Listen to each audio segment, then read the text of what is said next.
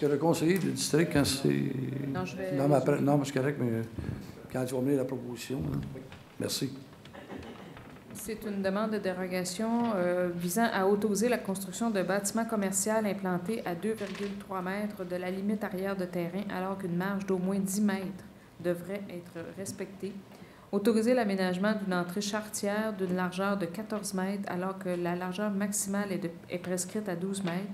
Autoriser l'aménagement d'une aire de stationnement comportant 56 cases, alors qu'elle devrait en contenir au moins 73. Oui. Oui, bonsoir. Je suis Anita Bitton, je suis propriétaire du 305 boulevard Saint-Luc, donc juste à côté du projet. J'ai plusieurs questions. Je m'interroge comment on peut faire une demande de dérogation, notamment sur le stationnement, qui correspond à presque 20% de moins de stationnement que ce qui est normalement autorisé vu la superficie du bâtiment.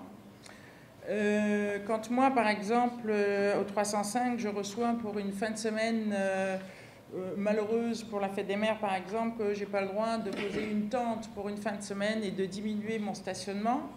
Donc, première des choses, je ne comprends pas pourquoi quelqu'un qui doit avoir 73 places de stationnement en arrive à demander 56. Ce qui veut dire évidemment que si c'est inclus et conduit par la municipalité, ça veut dire qu'effectivement ce centre commercial-là ne pourra pas avoir de restaurant, parce qu'un restaurant, ça induit beaucoup plus de places de stationnement requises. Et aussi la distance des 2,30 m, moi je ne vois pas d'inconvénient, mais encore une fois, il faut être logique. Quand une malheureuse tente est posée pour la fin de semaine, par exemple de la fête des mères, on m'oblige sous peine de je ne sais plus quoi, de visite du service de l'urbanisme, d'être à 6 mètres de la bande trottoir. Donc moi, je dois être à 6 mètres pour une tente pour une fin de semaine, puis un building comme celui-là, il va être autorisé à 2,30 m. Est-ce qu'à 2,30 m, un camion de pompier peut passer? Je ne sais pas, mais j'imagine, j'espère que oui. Mais ce qui, moi, me pose problème surtout, c'est les places de stationnement. Si c'est une dérogation mineure, j'en ai eu une avec la ville également, mais je trouve que c'était 20% de diminution d'autorisation de stationnement pour une grosse bâtisse comme ça, je trouve ça particulièrement énorme. Je vous remercie. Merci. Je veux savoir, est-ce que vous avez...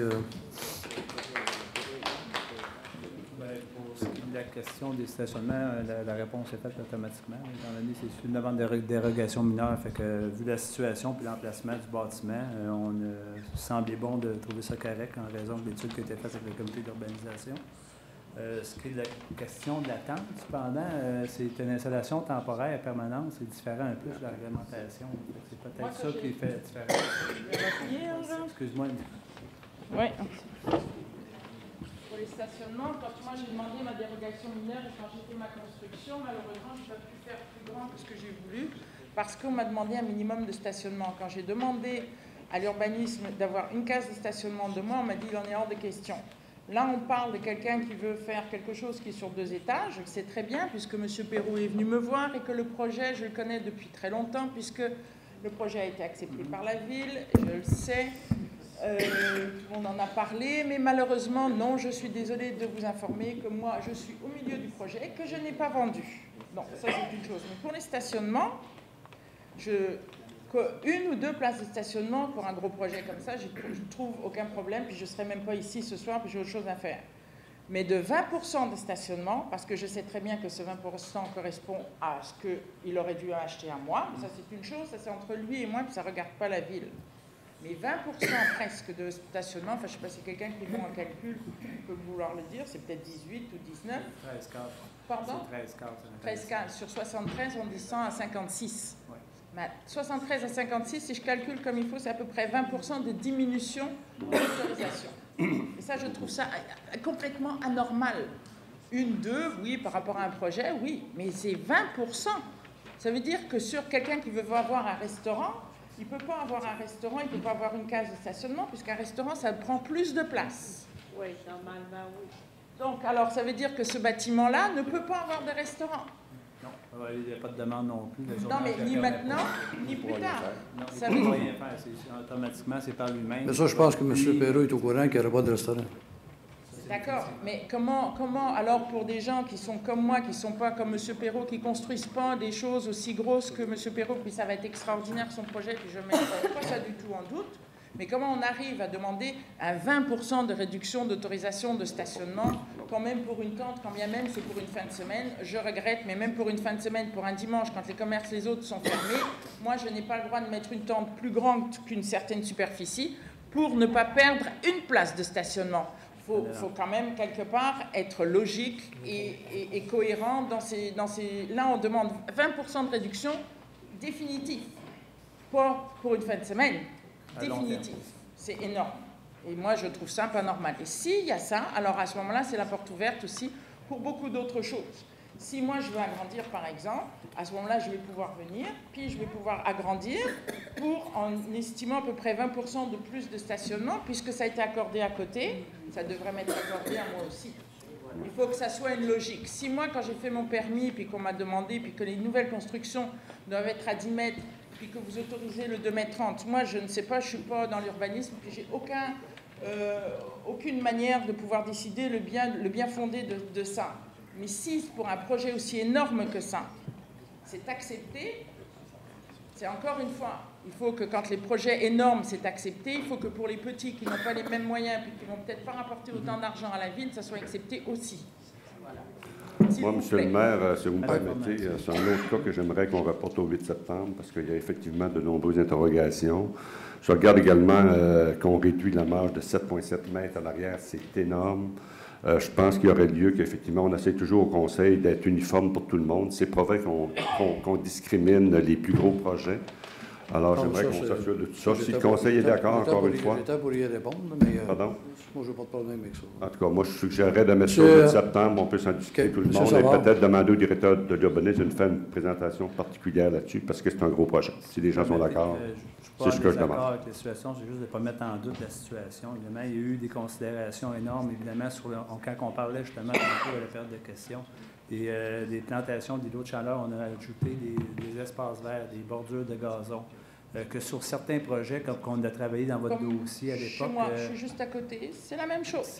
Quand c'est une implantation récente, neuve, évidemment, c'est du géant ça, doit être demi. C'est le même principe. Mettons, on a travaillé votre projet à l'époque, je m'en souviens très bien. Bon, évidemment, vous n'aviez pas eu à voir ces conséquences-là parce que vous avez déjà implanté, mais c'est une nouveau implantation de semblable. Je m'excuse, M. Savard, mais il n'y avait rien. Il ne faut pas dire qu'on nous a demandé quoi que ce soit. Quand moi j'ai acheté, j'ai demandé un agrandissement à l'arrière. C'était une dérogation mineure pour faire un rectangle par rapport à la maison. Quant à l'implantation de plantes et de choses comme ça, il y avait 0 pour personne puisque le boulevard Saint-Luc n'était pas fait. Donc le boulevard Saint-Luc a été fait après. Donc la responsabilité que vous nous avez mis à nous, les commerçants, sur le boulevard Saint-Luc, c'est une décision de la ville, qui est le bord de la rue, l'herbe, ça c'est la ville qui s'en occupe. On a un trottoir, puis après on a une bande qui sert à rien et qui aurait pu être une piste cyclable. Enfin bon, ça doit être quelque chose de trop compliqué pour quelqu'un qui fait un plan. On nous a mis de l'herbe qu'il faut qu'on entretienne. Juste apporter, là, c'est qu'on discute la décoration mineure, vous donnez là. Je pense qu'on n'a pas besoin nécessairement de déborder, puis les décisions qui ont été prises. Mais je vous fais remarquer qu'en face de chez vous, quand vous parlez de cases de stationnement, tous les commerces qu'il y a dans le centre d'achat en face, là, si demain on exigeait les normes de stationnement, il y a beaucoup de commerçants qui sont frustrés. Parce qu'il y a des restaurants qui se sont implantés, etc. Donc, les gens composent avec, OK, dans le moment. Ce qu'on va faire, on va... moi, je n'ai pas d'objection à le rapporter. Mais on va le rapporter, puis on vérifiera avec les normes d'aujourd'hui, mais mon à moi, le projet a été déjà étudié différemment avec le CCU, pardon. On demandera des informations, si vous voulez, M. Savard, de l'urbanisme. Moi, j'en ai pas besoin. M. Berthaud, on n'a pas seulement besoin d'informations pour supplément d'informations. Nous, on a analysé le dossier au comité d'urbanisation. Okay. Merci, madame, de vos commentaires. Merci.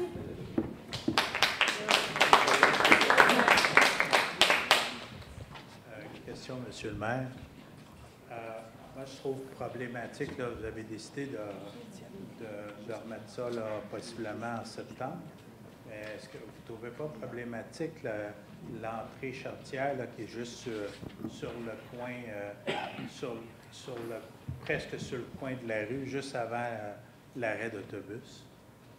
Moi, je trouve ça un petit peu dangereux, c'est-à-dire que j'ai des gens qui vont être en mesure de tourner. Ils peuvent rentrer soit dans le centre commercial ou sur le boulevard Saint-Luc, rentrer là directement.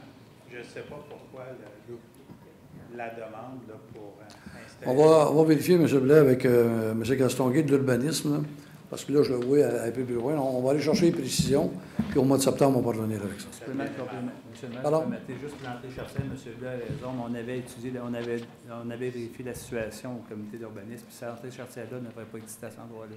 Ça avait été des recommandations qui avaient été apportées. C'est peut-être un ancien plan qui a été présenté, là, mais on dit à moi, c'est des discussions qu'on avait prises à l'époque.